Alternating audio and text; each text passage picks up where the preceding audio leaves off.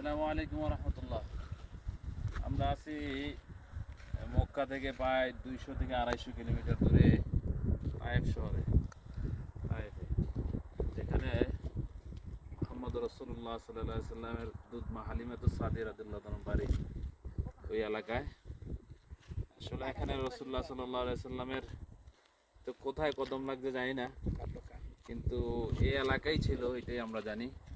কিন্তু রাসূলুল্লাহ সাল্লাল্লাহু আলাইহি সাল্লাম এই এলাকায় বকরি চড়াইছেন।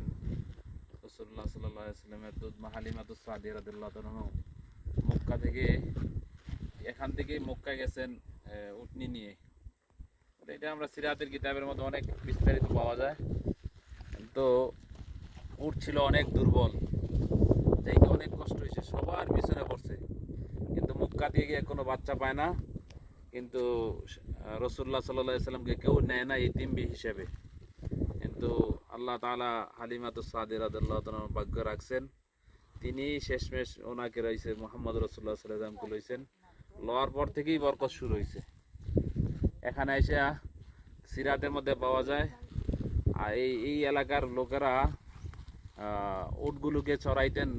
ওই সময় দুর্ভিক্ষ ছিল, কিন্তু ওটের স্তনের মধ্যে কোনো দুধ ছিল না, খাবার ছিল না, কিন্তু রাসূলুল্লাহ সাল্লাল্লাহু আলাইহি সাল্লামে হালিমাতুস সাদিয়া রাদিয়াল্লাহু তাআলা ওট যেখানে চড়াইতো, বিকালবেলা ওটের পেট ভরে, বকরির পেট ভরে ভরে বাসায় আসতো, কিন্তু দুধের স্তন ভরপুর ছিল। এলাকার মানুষেরা কিন্তু হালিমা সাদিয়া রাদিয়াল্লাহু ওট কোথায় চলায়, তোমরা রাখালদেরকে বলতো যে তোমরা ওইখানে বকরিগুলো চড়াইও। কিন্তু আসলে তারাও বকরি ওইখানে চড়াইতো, কিন্তু বকরির মধ্যে দুধ হইতো না। তো বরকতময় এলাকা, আল্লাহ তাআলা রাসূলুল্লাহ সাল্লাল্লাহু আলাইহি সাল্লামের এই বরকত আমাদেরকে দান করুক, আমিন। আল্লাহ তাআলা এই এলাকাকে রাসূলুল্লাহ সাল্লাল্লাহু আলাইহি সাল্লামের কদম মোবারকের কারণে বরকতময় করছেন। আমিন। আল্লাহ তাআলা আমাদেরকে বরকতময় করুক। সবাই দোয়া করবেন।